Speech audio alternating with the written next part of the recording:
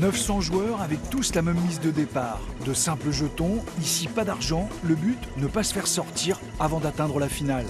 Sur les tables, pas vraiment des stars du poker, mais des passionnés aux profils très différents.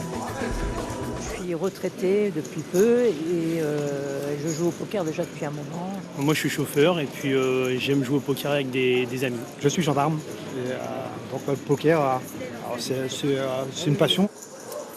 Pas moins de 80 tables où on parle petite ou grosse blinde.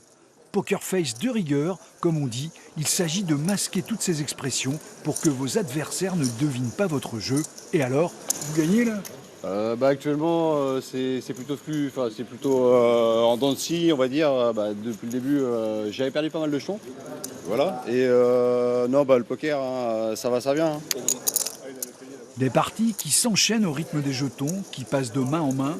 Le poker à la mode dans les années 2000 se développe aujourd'hui à travers de nombreux clubs associatifs, comme à Lorient, Vannes ou Rennes. Nos parents jouaient à la belote, au tarot.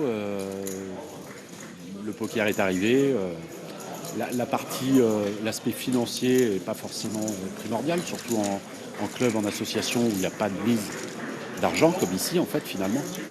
Alors, la Bretagne, une terre de poker ?